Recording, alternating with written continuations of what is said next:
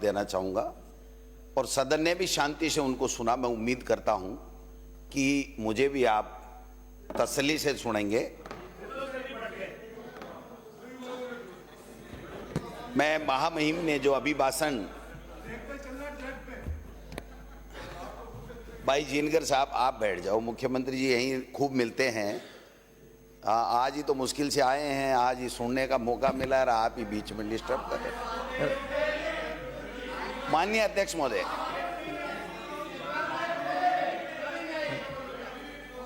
इनको तय करा लो, चलिए इनसे तय करा लो कि मुख्यमंत्री जी को बुलाना है नहीं। अपना शुरू करिए, अपना बोलिए। माननीय अध्यक्ष महोदय, माननीय महामहिम से सरकार ने कैबिनेट में अभिभाषण तैयार करवा के उनको मोहर लगा करके और अपनी पीठ थपथपवाने का काम किया है। और मैं जो उसी टाइम लिख रहा था वही पन्ने हैं, कोई दूसरे नहीं हैं। माननीय मुख्यमंत्री जी भी विराजमान थे कि आपने ERCP से शुरू की, KPC पे आए, राम सेतु जल पे आए, यमुना जल की बातें कराई, आपने JJM घोटाले की बात भी कराई, दिन में बिजली की बात भी कराई, पेपर लीक की बात भी कराई, भर्तियों की बात भी आपने कराई, मुख्यमंत्री आयुष्मान की बात भी आपने कराई, आपने यूरिया DAP और किसान की बात भी छोटी मोटी की एक आधी लाइन में, गौशालाओं की बात भी की, भरतपुर में और बीकानेर में एक महान काम आपने किया है, विकास प्राधिकरण बनाने की बात वो भी आपने की, और अन्नपूर्णा रसोई और शिक्षा की नैतिक शिक्षा और बालिका शिक्षा, ये करते करते आप 34 महाविद्यालय खोलने की बातें भी कराई, लू तापमान की बातें भी की, 730 किलोमीटर सड़कें बनाने की बात भी की, मरम्मत के लिए भी बात की, कानून व्यवस्था की बात की, रिफाइनरी की भी बात की। ये सारी बातें आपने की हैं। मैं जो आपने अभिभाषण में माननीय मुख्यमंत्री जी कैबिनेट से आपने पास कराया और जिन मुद्दों की बात की है मैं उन्हीं मुद्दों पे रहूंगा, उनसे इतर एक भी मुद्दे पे नहीं जाऊंगा। मैं आशा करता हूं कि मेरी बात आप लोग ग्रहण करें, नहीं करें, गंभीरता से लें, नहीं लें, लेकिन इन चीज़ों का जवाब प्रदेश की जनता मांगती है कि भाई ये हो क्या रहा है। 12 महीने से जिस प्रकार से केवल बातें ही बातें हो रही हैं, होर्डिंग लगे पड़े हैं, मुख्यमंत्री जी हेलीकॉप्टर से जा रहे हैं, धन्यवाद यात्राएं करा रहे हैं, आभार करा रहे हैं, तो ये है क्या चीज़, हुआ क्या है। मैं ERCP पे पूछना चाहता हूं, मुख्यमंत्री जी भी विराजमान है, अच्छी बात है। माननीय अध्यक्ष महोदय, जब शुरुआत हुई थी तो 3921 MCM पेयजल की बात हुई थी, जो वसुंधरा राजे जी ने, पूर्व मुख्यमंत्री जी ने यहां से जो ERCP का प्रोजेक्ट बनाया था उसकी बात हुई थी। और हमारी सरकार यहां कांग्रेस की थी, इसलिए उनकी सरकार चली गई थी, वो आगे बात नहीं बढ़ पाई। लेकिन 2022 में रिवर इंटरलिंकिंग विशेष समिति की 20वीं बैठक में आपने 1775 MCM पानी की जो इनकी नोट शीट चली और जो बैठक का जो कार्यवाही विवरण जारी हुआ उससे हमें पता लगता है। लेकिन उसके बावजूद भी 1 रुपये का काम नहीं हुआ। केंद्र ने उल्टे, हमारी सरकार ने जब काम चालू किया और 10,000 करोड़ रुपए, 12,000 करोड़ रुपए की सैंक्शन जारी की अपने स्टेट फंड से, तो चिट्ठी दी यहाँ के जल संसाधन मंत्री जी ने कि आप ये काम नहीं करोगे, आपको करने का कोई अधिकार नहीं है। ये स्थिति है। चलिए कोई बात नहीं, मुख्यमंत्री जी ने मध्य प्रदेश के मुख्यमंत्री जी से दोस्ताना ताल्लुकात बढ़ाए, केंद्र से भी डबल इंजन की सरकार थी, आप गए, आपने कोई MOU किया बताते हैं, कोई लिखा पढ़ी करी, जमानी जमा खर्च किया। आप बार बार कहते हैं हम गए, प्रधानमंत्री जी का आभार, और हमने वहाँ पर एक समझौता किया। मैं पूछना चाहता हूँ माननीय अध्यक्ष महोदय, वो समझौता क्या है। जब वसुंधरा राजे जी मुख्यमंत्री थी तब जो पानी हमको 3921 MCM मिलना था, उसके ऊपर माननीय वहां के मध्य प्रदेश के मुख्यमंत्री जी को ऐतराज था, वहां की सरकार को ऐतराज था, और उन्होंने सुप्रीम कोर्ट में हमारे आगे की कार्रवाई के लिए स्टे ले रखा था।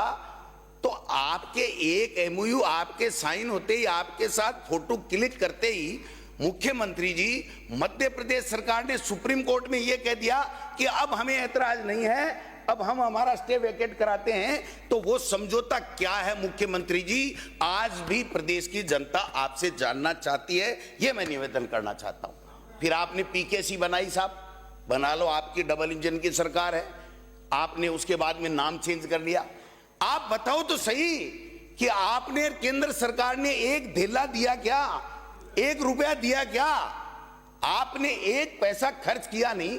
नवनेरा बांध आपकी देन है क्या? हमने बना दिया, दिसंबर से पहले तो तैयारी हो गया, अक्टूबर 2024 में तो तैयारी हो गया, दूसरा बांध भी चल रहा है।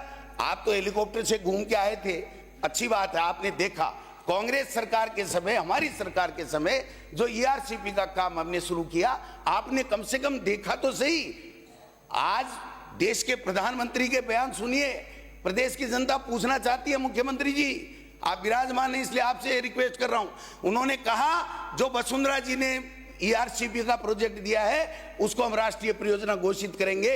वो राष्ट्रीय परियोजना कहां है? दूसरा बजट केंद्र का आ गया, आपका दूसरा आने वाला है। आप बताओ तो सही। हमने एक मिनट भाई, सुन ले, बैठ जाऊं नहीं, अपनी दोस्ती जग जाहिर है, काय के लिए बीच में बोल रहे हो। हमने सर स्टेट फंड से पैसा दे करके जो 26 बांध थे केवल, उनमें 53 बांध जोड़ने का काम किया और 12,000 करोड़ रुपए देकर के काम चालू करा दिया। और आपकी डबल इंजन की सरकार ने 1 पैसा नहीं दिया। मैं देख रहा था, मुख्यमंत्री जी इनोसेंट है, बड़े व्यक्ति हैं, इनके सलाहकार जरूर थोड़े बहुत गड़बड़ हैं, वो दूसरों से मिले हुए हैं कहीं न कहीं। आप बताइए, कल बजट आज रहा था, इनको बैठा दिया एक पन्ना और पेन लेकर के, और 1.5-2 घंटे तक बैठे रहे, कहीं नहीं लिख पाए क्योंकि उसमें राजस्थान का नाम ही नहीं था। अब इनको वो फोटो नहीं भेजनी चाहिए थी, मीडिया में इतना जापता, इनका मीडिया तो मेरे पीछे लगा रहता है। डोटासरा क्या बोला, इस मंत्री से क्या कहलवाना है, इस एमएलए से क्या कहलवाना है। मैं तो आपको तो कम बोल दूंगा, मैं कोई अपशब्द बोलूं तो बोलना ना आप। जब आप कम से कम ऐसे लोगों को तो तैयार रखो। मैंने कहा आईएएस की लिस्ट क्यों नहीं आ रही है? आपने एक ही दिन में ठोक दिया। जिस दिन राज्यपाल का अभिभाषण छपना था उस दिन तो आईएएस की, आरपीएस की लिस्ट छपी है, और केंद्र का बजट और आपका बजट एक दिन आ गया, अभिभाषण केंद्र का छपा, आपका छपा ही नहीं। तो ये जो मीडिया वाले हैं ना, जो सलाहकार हैं, मेरे पीछे नहीं लगा करके आप अपने व्यवस्थाओं के सुधार के लिए लगाओ। मीडिया किसके पीछे लगा हुआ, ये अभिभाषण की बहस नहीं है। कोई बात नहीं, चेंज कर देते हैं सब, यमुना जल पे आ जाते हैं। माननीय मुख्यमंत्री जी, आप यमुना जल के लिए बहुत वाई लूट रहे हैं, और पता नहीं कितने होर्डिंग आपके लगे तो सरकारी खर्चे पे हैं, व्यक्तियों ने एक नहीं लगाया। आप गिनवा लेना, मेरी बात मान लेना।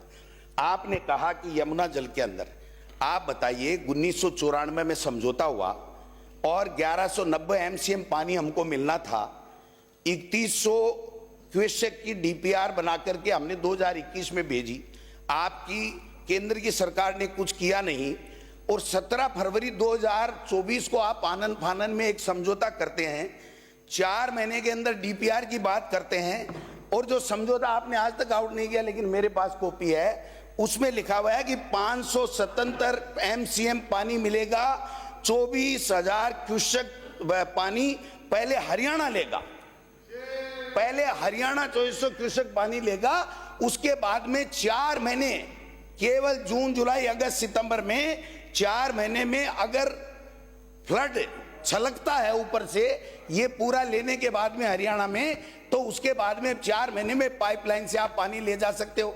और आप होर्डिंग लगा रहे हो बड़े बड़े अलग अलग जैकेट पहन करके कि साहब भागीरथ बन करके आए, एक लोटा पानी नहीं मिलेगा आपको। आज 12 महीने से ज्यादा हो गए मुख्यमंत्री जी, आपकी संयुक्त टास्क फोर्स भी नहीं बनी, आपकी डीपीआर नहीं बनी। एक मुख्यमंत्री, अध्यक्ष महोदय, एक मुख्यमंत्री सदन में ये कहते, 200 के सदन में ये कहते कि 4 महीने में डीपीआर बनेगी और 14 महीने में नहीं बने, तो शर्म आनी चाहिए उस सरकार को, उस सरकार को शर्म आनी चाहिए। ये मैं निवेदन करना चाहता हूं। फिर आपने कहा जल जीवन में बहुत घोटाले हुए। हमने भी सोचा पता नहीं भाई, घोटाले हुए कि नहीं हुए ये कह रहे हैं राज्यपाल से, प्रथम अभिभाषण में पढ़वा रहे हैं, तो पकड़ेंगे, मगरमच्छों को जेलों में डालेंगे। लेकिन क्या हुआ साहब? एक भी मंत्री पकड़ा, एक भी एमएलए पकड़ा, एक भी आईएएस अधिकारी पकड़ा? सुप्रीम कोर्ट ने जिन छोटे छोटे कारिंदों को पकड़ा ने उनको सब सुप्रीम कोर्ट ने जमानत दे दी। और आप कह रहे हैं जल जीवन मिशन में हम ये वाई कर देंगे।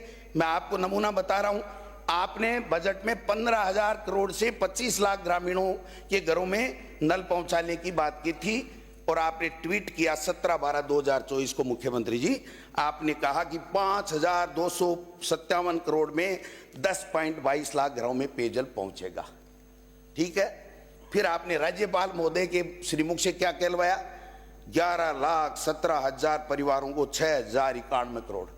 ये 17 तारीख को तो आपको टाइम पूरा हुआ 12 महीने का, और आपने 3 आंकड़े बदल दिए, एक जो 12 महीने की प्रगति में अलग, राज्यपाल के अलग, आपके अलग। कम से कम एक बार पढ़वा लिया करो, आपके पास इतने अधिकारी हैं, क्या करते ठाले बैठे बताओ? आप पढ़वा के देख लो भाई, इसको मेज कर लेना, कहीं डोटासरा पकड़ नहीं ले इस बात को। तो यह बात आपको देख लेनी चाहिए। शिक्षा, एक किसी भी स्टेट में सर, पानी, बिजली, शिक्षा, चिकित्सा, ये सब चीजें तो कम से कम दुरुस्त होनी चाहिए। वही तो, और लॉ एंड ऑर्डर, कानून व्यवस्था, अपराध कम हो, ये सारी की सारी चीजें होंगी तभी तो गुड गवर्नेंस की बात कहोगे। वरना तो ट्वीट करने से गुड गवर्नेंस आता है क्या? तब तो ये ट्वीट करने वाले ही ला देते। तो आपने देखा शिक्षा विभाग में 1 लाख से ज्यादा की भर्तियां खाली हैं, नहीं कर पाए। आपने वही पुरानी परिपाटी जो वसुंधरा जी के समय 20,000 स्कूलें बंद की थी, 450 फिर करा दी। मैं 1-2 नमूना बता रहा हूं, आपके संज्ञान के लिए कराओ नहीं कराओ, इनका प्रमोशन करके डिप्टी सीएम बढ़ा दो, मुझे कोई तकलीफ नहीं है।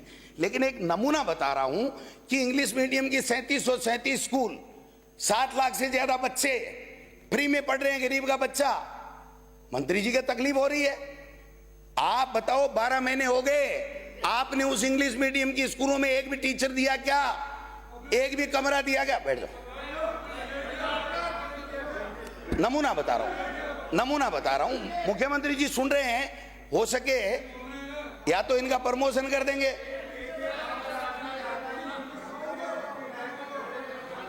ये बार बार कहते हैं माननीय मुख्यमंत्री, माननीय अध्यक्ष महोदय, बार बार मुख्यमंत्री जी आपके शिक्षा मंत्री कहते हैं पद स्वीकृत नहीं किए और वो बोर्ड टांग दिए। तो भाई साहब, सड़क पे बोर्ड टंगते हैं क्या? स्कूलों के तो टंगेंगे, भवन बने हुए हैं तभी तो टंगेंगे। चाहे आपकी सरकारें रही हो, हमारी सरकारें रही हो, बने। आपने 20,000 बंद किए तो उनको वापस खोल के इंग्लिश मीडियम बढ़ा दिया, तो हमने कोई अन्याय कर दिया क्या?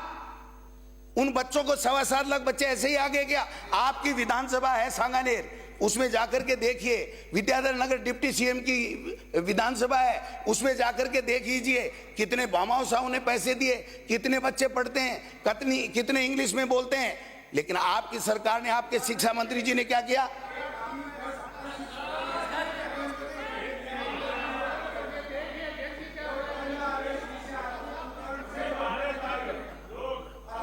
माननीय सदस्य, वो बलजीत आ रहा है, उसका ध्यान रखो। मैं कहना चाहता हूं, 45,000 पद स्वीकृत किए हमने, 45,300, 28,018 कार्यरत हैं। अलग से कैडर बनाया, 10,000 इंग्लिश मीडियम के संविदा के ऊपर भर्ती की हमने, जो टीचर हैं। परीक्षा लेकर के 3rd ग्रेड के लगाए थे आपने। आप देखिए, 8 माह बाद बीजेपी सरकार ने 8 माह बाद 28/8/2024 को तो परीक्षा ली। आप दिसंबर में आए, अगस्त में तो उन्हें इंग्लिश मीडियम में टीचर लगाने के लिए परीक्षा ले रहे हैं। 23/12/2024 को आपने उनका परिणाम जारी किया, जबकि 24 घंटे 48 घंटे में जारी हो जाता, कंप्यूटर से एग्जाम ली थी।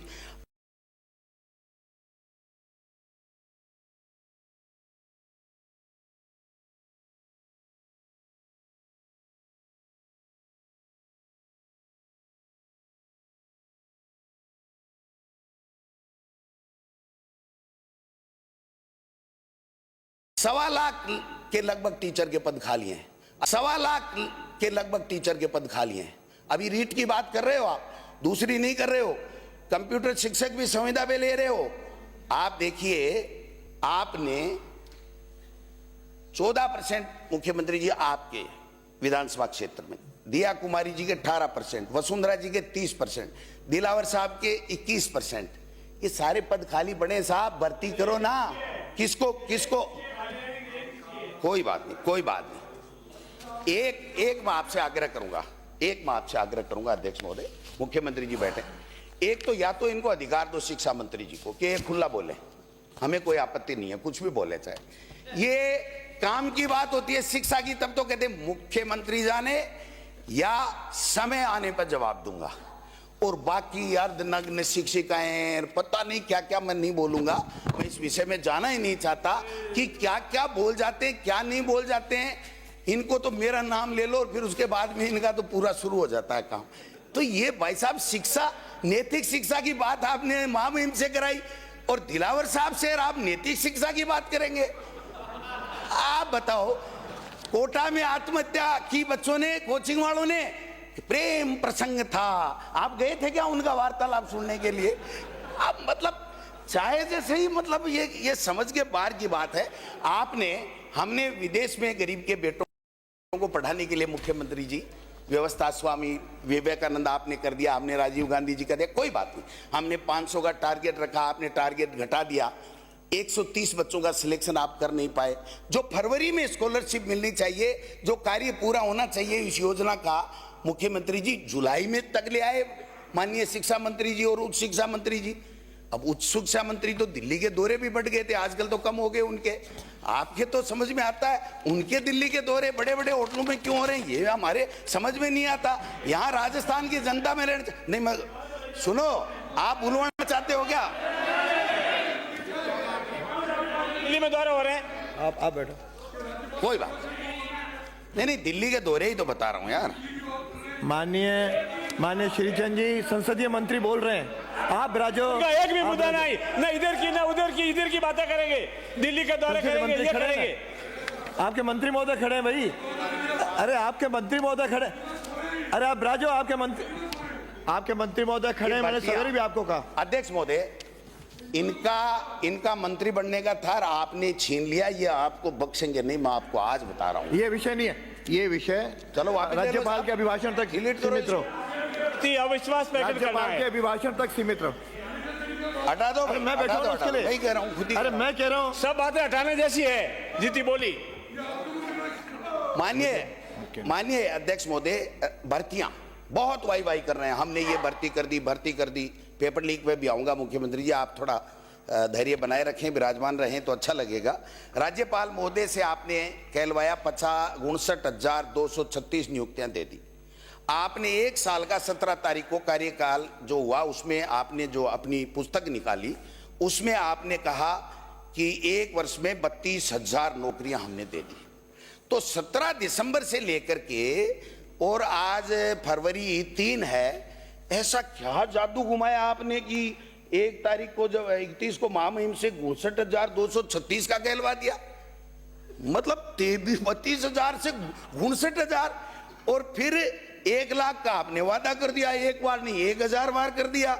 और 1 साल के विज्ञापन ने आपने लिख दिया, विज्ञापन सरकारी खर्चे पे, उसकी बात कर रहा हूं, कि 47,000, और 2025 में देंगे हम 81,000। ये क्या है, माजरा क्या है, मेरे समझ में नहीं आता। जोड़ तो मिला लो, एक चीज तो कहलवाओ, विज्ञापन अलग, आपका ट्वीट अलग, आपकी 12 महीने की उपलब्धियों में अलग, आपके महामहिम राज्यपाल जो अभिभाषण आपने कैबिनेट से कराया वो अलग, और अब आप कह रहे हैं कि 1,72,900 भर्ती प्रक्रिया दिन, और फिर कह रहे हैं 4 लाख दे देंगे। 81,000 का एक विज्ञापन मैंने देखा, मुझे सुबह लगा भाई आज तो मारे गए, 81,000 का विज्ञापन दे दिया, तो मुख्यमंत्री जी ने युवाओं के लिए कुछ न कुछ तो अच्छा सोचा ही होगा। जब पढ़ने लगा मुख्यमंत्री जी, तो आप थोड़ी हंसी रोक के रखिएगा कि उसमें से 52,453 तो चतुर्थ श्रेणी कर्मचारी है।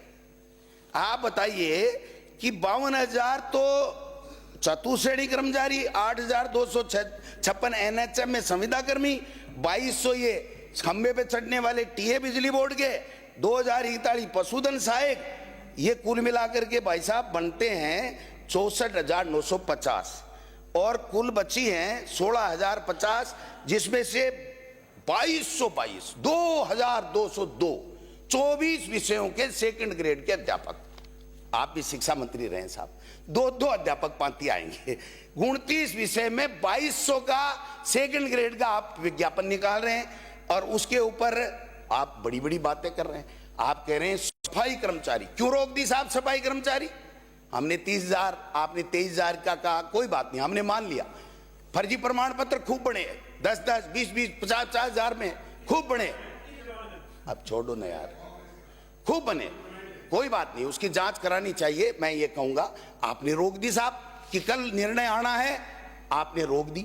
और क्या मंत्री जी बैठे मेरे सीकर से हैं, हम दोनों प्रधान साथ में रहे हैं, तो मैं कहना चाहता हूं कि इन्होंने कहा कि पहले सफाई कर्मचारियों को संविदा पे रखेंगे, 4-6 महीने काम करा के परीक्षण रखेंगे, परीक्षण लेंगे और उसके बाद में नियमित करेंगे। तो साहब इस राजस्थान के प्रदेश की जनता ने क्या गुनाह कर दिया? मुख्यमंत्री और मंत्री परीक्षण करके क्यों नहीं लगाए? इनको सीधा स्थायी ठोक दिया। अरे क्या बात है, मेरे समझ में आए वो बोलूंगा। हाँ, किया था क्या परीक्षण? किया था क्या? आपने परीक्षण करके लगाया था, तो फिर आपको शिक्षा मंत्री से हटाया क्यों, वो बता दो। आपको शिक्षा मंत्री से क्यों हटाया, वो बता दो। आपने परीक्षण करके लगाया होता तो उप मुख्यमंत्री को नाकारा नहीं कहना पड़ता। मुख्यमंत्री निकम्मा, माननीय, ये किसने करवाया था? माननीय, इनके जहां तकलीफ होगी अध्यक्ष माननीय, महोदय, जब आपका मौका है आपको बोलने मैं देंगे। सदन की गरिमा, जब आपको बुलवाए आप बोलना। सदन की गरिमा बनाए रखूंगा। अगर इनको किसी बात पे एतराज होता है, ये बोलते ही मैं दूसरा विषय चेंज कर लूंगा। आपने पेपर ली, कानून व्यवस्था, मैं पूछना चाहता हूं माननीय मुख्यमंत्री जी, आपने SIT गठित की, हमने स्वागत किया। आपने कहा हम CBI से भी जांच करा सकते हैं, छूट, खुली छूट दे दी, हमने स्वागत किया। आपने हम लोगों के ED भेजी, हमने स्वागत किया। दोबारा भेजो, स्वागत है। रुक जा यार, क्या सब चीज में बोलना जरूरी थोड़ी। तो मैं ये कह रहा हूं कि फिर आप इस भर्ती के प्रति, युवाओं के प्रति इतने संवेदनशील हैं, तो RPC का चेयरमैन क्यों नहीं बना रहे? माध्यमिक शिक्षा बोर्ड का आप अध्यक्ष क्यों नहीं बना रहे? आप RPSC में खाली पद है उनके ऊपर मेंबर क्यों नहीं बना रहे? और पकड़िए ना मगरमच्छों को। मना किसने किया आपको? कहीं ऐसा नहीं हो जाए साहब, कहीं ऐसा नहीं हो जाए कि आप में से किसी के लिए हमारी सरकार 4 साल बाद भी आए तो जेल के गेट चौड़े कराने पड़े, खा खा के इतने बड़े मगरमच्छ हो जाएं कि गेटों को चौड़ा करवाने का पैसा हमको खर्च करना पड़े। आपको मना किसने किया? आप कीजिए। आपके मन में हो सकता है कोई मेल नहीं होगा, मैं मानता हूं इस बात को, क्योंकि आप अपने संगठन से आए हुए हैं, मुझे इसमें कोई एतराज नहीं।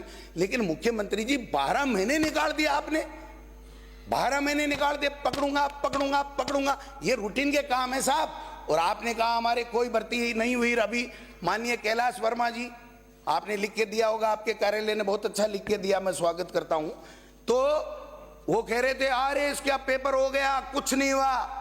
लोहलगढ़ में बंद लिफाफे खुले मिले परीक्षा हाल में आने से पहले।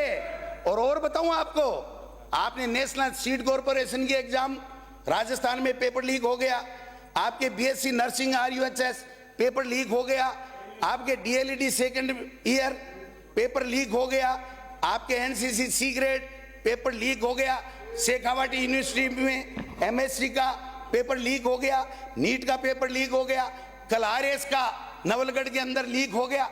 तो आप छोटे छोटे एग्जाम, बड़े तो करा ही नहीं रहे हो ना भाई साहब, बड़े तो करा ही नहीं रहे हो, कराओ तब पता चलेगा।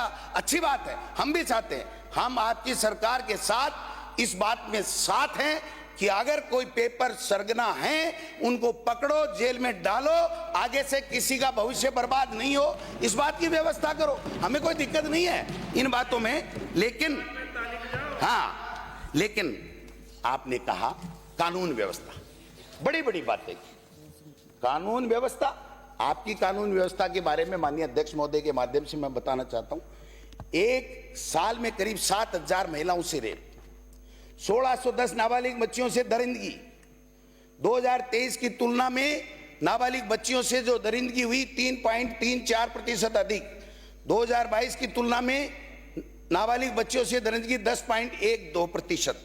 एक साल में आदिवासी समाज एसटी की नाबालिग बच्चियों के साथ दरिंदगी 46.62%। मुख्यमंत्री जी 46.62%। और 2024 में पोक्सो एक्ट के रिकॉर्ड 2182 आज तक के इतिहास में दर्ज नहीं हुए, उतने हुए हैं। 3 साल से सबसे ज्यादा ये बालोतरा दिन दहाड़े बेटी का अपहरण, डीग में दिन दहाड़े 10वीं की छात्रा का अपहरण, भरतपुर में माफियाओं का महिला पे अत्याचार, रूपनगढ़ में खुलेआम गोलीबारी, उदयपुर में 15 साल के छात्र देवराज की हत्या, जोधपुर में अनीता चौधरी का हत्याकांड, समरावता में किस प्रकार से क्या किया, न्यायिक जांच करा रहे थे किरोड़ी जी, वो तो छुट्टी लेके चले गए। लेकिन आपकी सरकार ने ये कहा था, ये मैडम साहब बैठे गृह राज्य मंत्री जी, आपने गृह राज्य मंत्री अच्छा बना रखा है, पावर दो इनको, सिपाहियों के भी पावर दिए नहीं आपने। मैं ये कहना चाहता हूं कि आपने वो संभागीय आयुक्त से जो जांच कराई उसका क्या हुआ, आप बताओ। आप एक नहीं, मैं 1000 बता दूं आपको।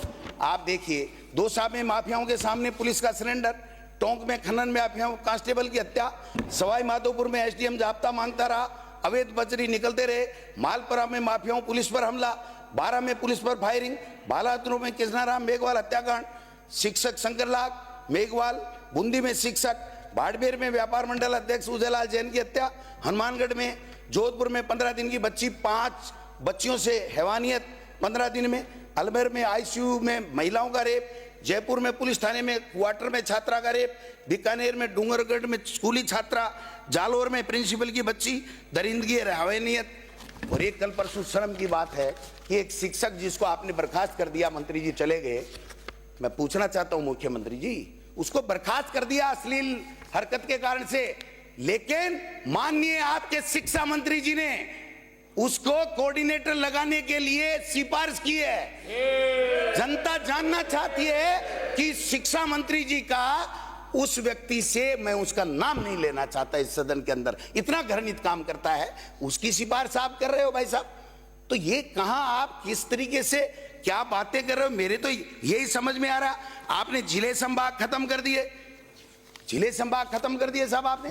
5 मिनट जिले संभाग, मुख्यमंत्री जी सुन रहे हैं आराम से, चिंता मत करो, मैं नहीं आ रहा हूं, मैं नहीं आ रहा हूं, मैं लास्ट में आऊंगा एक बात पे।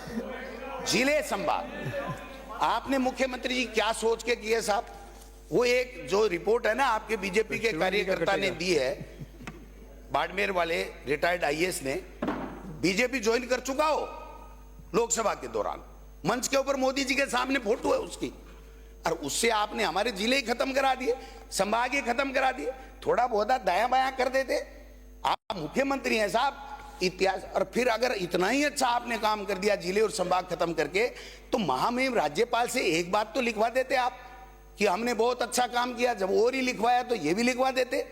आप बिजली को, किसानों की बिजली को निजी हाथों में दे रहे हो, वही लिखवा देते कि हम निजी दे देंगे। तो सवाल यह है कि मैं लंबी बात पे नहीं जाऊंगा, आपने 1 नेशन और 1 इलेक्शन क्या सगुपा लाए हो साहब, इसको 5 साल बनाए रखना। आपकी वाई हो जाएगी कि एक इतिहास पुरुष आया था, आदरणीय भजनलाल शर्मा जी मुख्यमंत्री बने तो कैसे जनता को राहत प्रदान की कि इन्हीं सरपंचों के कार्यकाल बढ़ा दिए। माननीय अध्यक्ष महोदय, मुख्यमंत्री जी से कहना चाहता हूं, आपने झुंझुना पकड़ा दिया, लेकिन पंचायती राज संस्थाओं को प्राप्त होने वाली एसएफसी 6 राज्य वित्त आयोग की 2024-25 की बकाया राशि 3800 करोड़ और 23-24 की सेकंड की 1400 करोड़, उसमें से थोड़ा सा राशि दी है। 5000 करोड़ रुपए आपने ग्राम पंचायतों की, पंचायत समिति की, जिला परिषदों के पैसे रोक रखे हैं। आपके पास ढेला नहीं है देने के लिए, आप काय का बढ़ा रहे हो और कैसे कराओगे 1 नेशन 1 इलेक्शन। एक नई इकाई जिस दिन गठित होगी उस दिन पुरानी इकाई का विघटन होगा, और पुरानी इकाई विघटित होगी तो ये लास्ट में होगा, एक साथ कराओगे उस दिन। तब तक ये खेल खेलते रहो, परिसीमन का खेलते रहो, जनता को फुटबॉल बनाते रहो। ये मैं निवेदन करना चाहता हूं। बिजली, आखिरी में बिजली की बात करूंगा मैं सर। आपने बीच बिजली मंत्री जी बैठे हैं, थोड़ी बड़ाई कर दूं इनकी।